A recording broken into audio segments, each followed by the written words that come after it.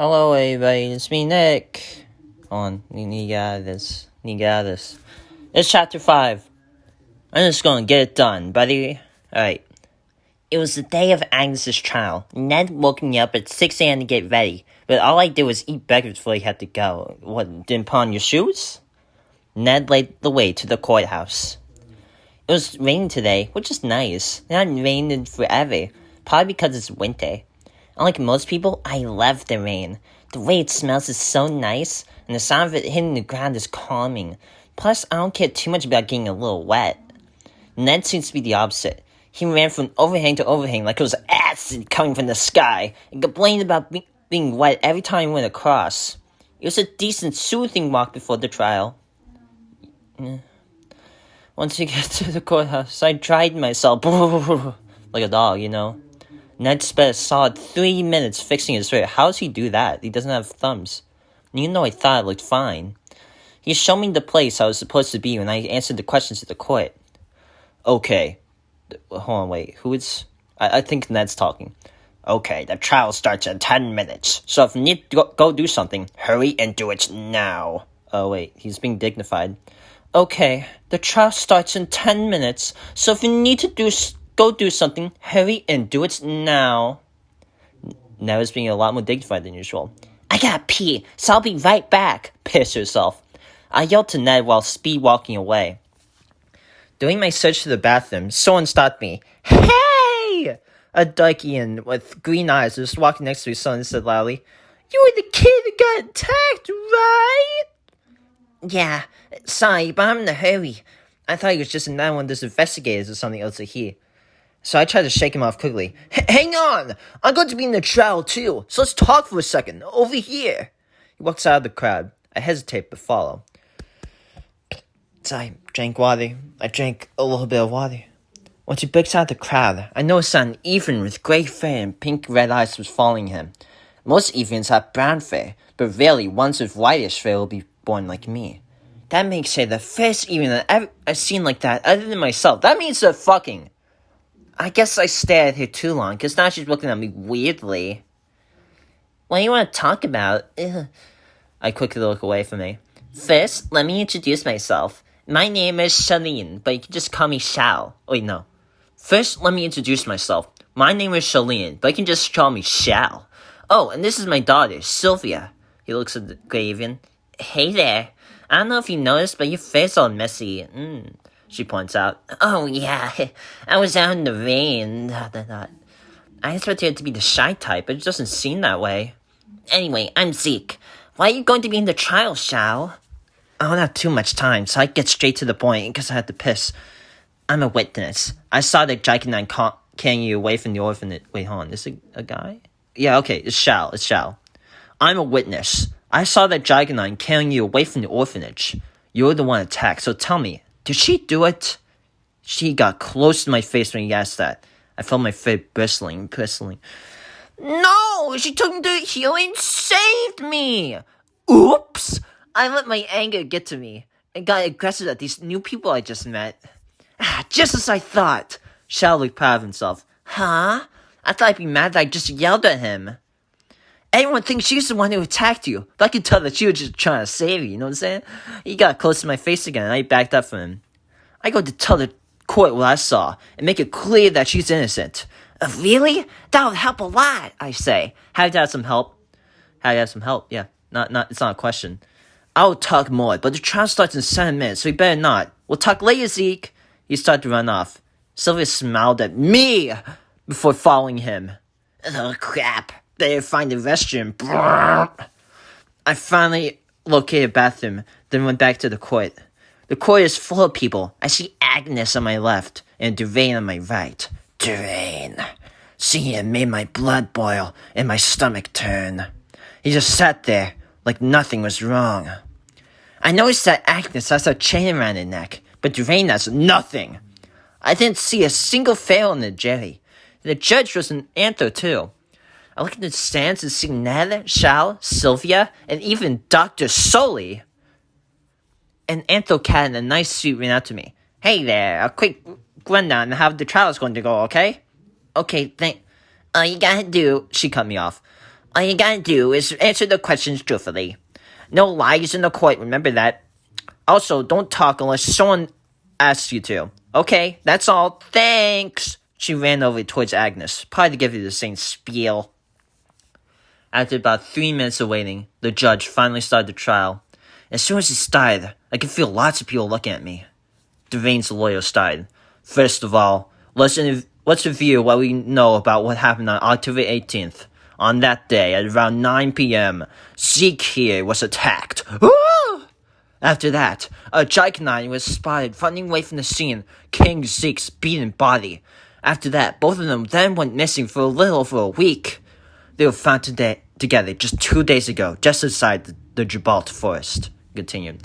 So, Zeke, who do you say attacked you? He turned towards me from the stand. It was Devane, I answered truthfully. As you say, but the problem there is that Devane has multiple alibis. Multiple people say they saw him in this room at the time of the incident. Those people include 2 other orphans and 2 of the Soulsboro orphanage caretakers. Take that into account and tell me, how could it be Devane? He turned towards the jury when he said this. He must have done something to get those people to lie for him. Why is lie capitalized, by the way? Agnes's lawyer stepped in.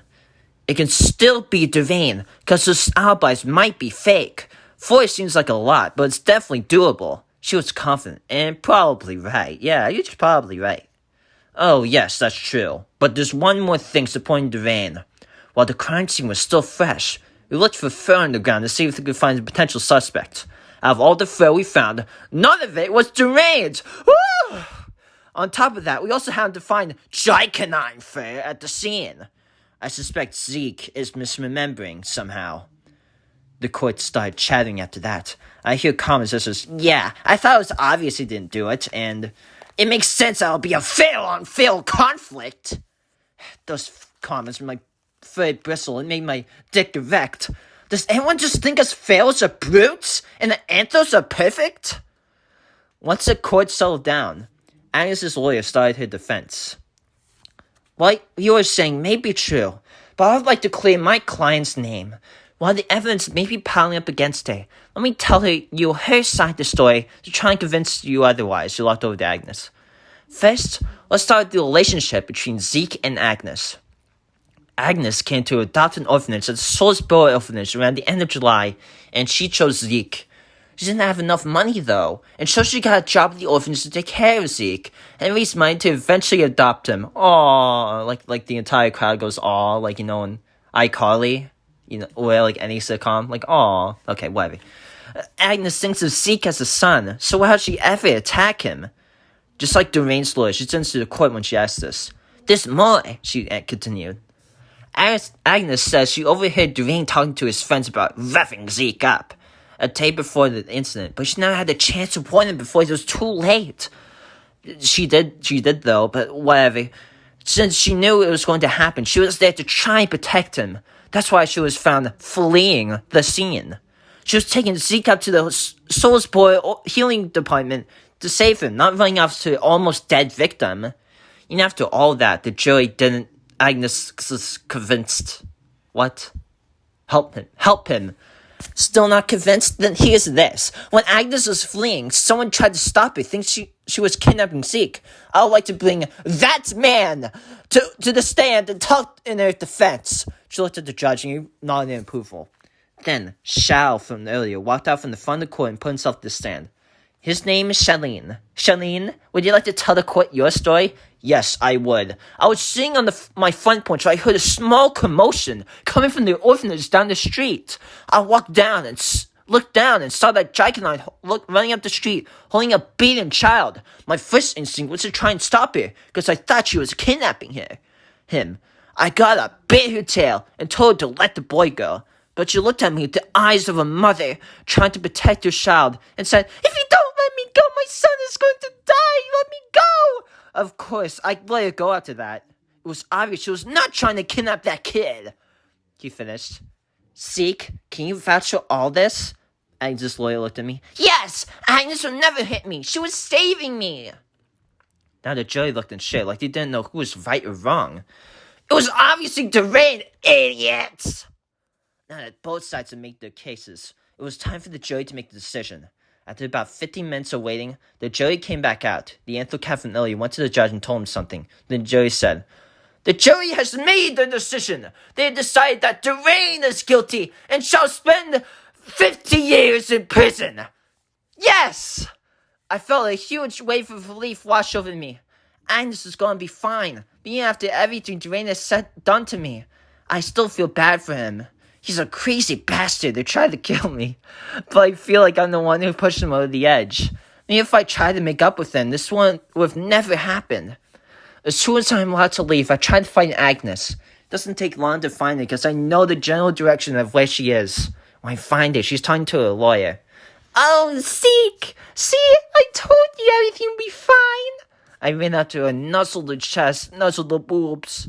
"I believed you. I'm just relieved it's over." The lawyer looked at us with a smile. "Hey, is Ned with you?" Agnes was looking around. No. I didn't see him on the way here." "Well, can you go get him? He's terrible on big crowds. I don't want him having an outburst on anyone." "Sure, be right back." "Thanks," she yells as I run off. I got back into the hallway where everyone is leaving. People recognize me from the crowd and try to talk, but I just ignore them. After a little bit of searching, I hear two people arguing. I went to where I'm hearing it. Of course, it's Ned and some lizard. The lizard has a coffee cup, and Ned has some brown liquid all over his pelt. Oh, not good. Ned hates when his pelt gets wet. "Chill out, dude. You don't want to bump into me." The lizard looked annoyed. "I bumped into you? More like you don't even have eyes, really? You're lucky I'm heat resistant. Well, that would have burnt me." Ned looked pissed. "Oh, yeah? And what if I wasn't so lucky?" The lizard got on Ned's face. "Touching my temper, you sour inbred lizard. That's racism. Uh-oh, this might escalate. Better step in." "Ned!" I ran over. "Agnes wanted me to come and get you. She had the feeling you'd pick a fight." "I didn't pick a fight. This fuckhead spilled his coffee all over me and won't even own up to it. He's practically asking me to kick his ass." The lizard looked at him with slit eyes. "Yeah, well, I'm sorry. It's my fault. I should have been more observant. How's that?" The lizard apologized, but it doesn't seem genuine. "That's so fake! Dumbass! Ned observes. "Dumbass! I'm trying to save your kid some headaches, so just accept it." Ned growls at him, then spits on the ground and walks away. Grrr. Poor kid. Probably gotta put up with that guy's shit all the time. "Yes!" I hear the lizard say to himself as he walks away, as we walk away. "Let's go to the bathroom so you can clean your pelt," I suggest. Ned doesn't respond but keeps following me. I take him to the bathroom. He gets all the coffee out of his pelt. He still smells like coffee, though, which isn't a bad thing, huh? "Were you actually going to fight him in the middle of everyone like that?" I ask him. "You were super weak, so it would have barely been a fight. Whimper would have run away at just one bruise."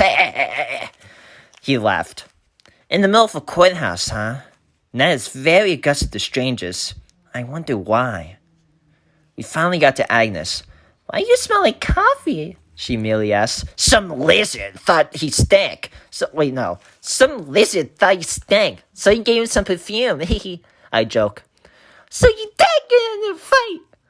"Sure, not really. Anyway, did anyone touch you while you were in that cell?" Ned asked. "No."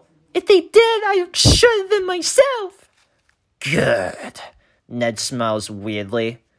"You're such a weirdo." "I want you guys to meet my lawyer." Wait, who's talking?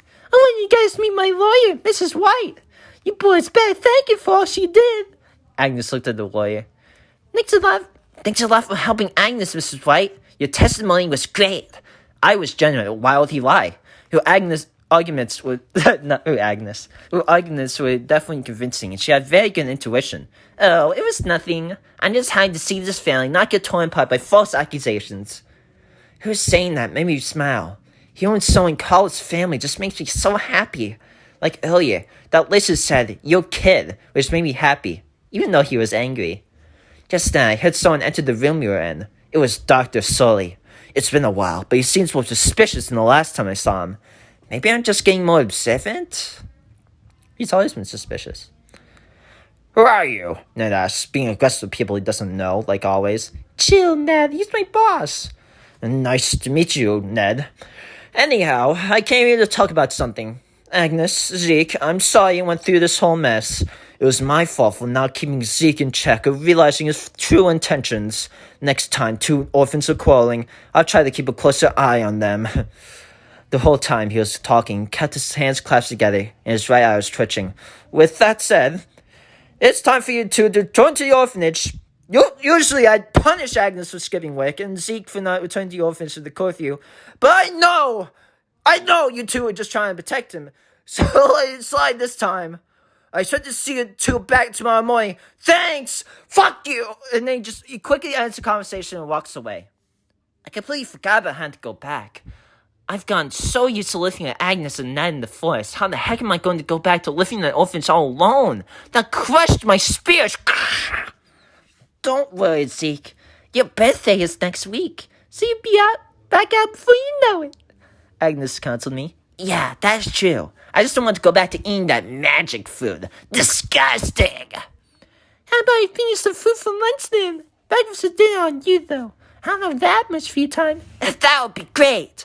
Any bake from that slab would be awesome. Then I'll be sure to finish the squirrel, your favorite. Well, this is right. We're gonna go back home now. Thank you for helping us. We appreciate it so much. No, thank you. You guys remind me why I wanted to become a lawyer in the first place. She smiled and waved as he left. Oh, shoot. I just remembered something. Shao wanted to talk to me at the trial. Who's that? The document who found you during the trial. Wait. Who's talking? Shoot. I just remembered something. Shao wanted to talk to me. Oh, Shao wanted to talk to me at the trial. Who's that? The document that defended you during the trial. I tried to spawn on the way out, I guess. Okay, yeah. Okay, I think I got the story right. Despite that, I never see him. I want to thank him for defending Agnes, so I made a promise to myself that if I ever see him again, I thank him. When we get home, I immediately go into the woods to hunt. I want to make this last day count, since I'll be doing a whole lot of nothing for the next week. The outside is muddy, so hunting was much harder than usual. I catch a shrill and bring it back to eat. After eating, I vest for a bit. After vesting, I go inside and find the rocks being used for strength training. I push them around my shoulder, head, and hind legs to strengthen them. I work out until I'm exhausted. Usually I'd sleep out here, but since Uganda is mine, I decided to make a trek home despite the exhaustion. I'm too tired to do anything physical. I like to watch a show with Ned. The show is an arena, with real fighters from around the world come to fight each other. I watch them to learn how to fight, and that explains to me why they do what they do. Watching this show, I've learned the differences between fighting against a fail and an antho, how to fight against opponents who rely on magic a lot, how to punish people for even the tiniest mistakes. I haven't actually been able to try any of these tips though, unless my emotions get out of hand every time I fight. So no patch for me until I figure that out. It's a bit of a nonsense. You're just showing it. Okay, I decided to ask Ned about it. Hey Ned, do you have this anger problem when you first started fighting? No, my dad first started teaching me. I was too scared for him to let my temper run wild. I know if I did anything stupid like you do, he'd just beat the shit out of me afterward. His philosophy for teaching his kids lessons was beat it into them. Be glad I'm not like that kid. Wow, I am. Must have been hard growing up with a dad like that. It was. I was the dumbass of the family, so I was always doing things that made my dad angry. Every time my brothers messed up, they'd try to pin it up on me if they could. And you believe it, just because I was known for being stupid. It kinda sucked, but it wasn't the worst. Well, now I know where your trust issues probably come from. After that, it was late, so I decided to go to sleep. Bye-bye.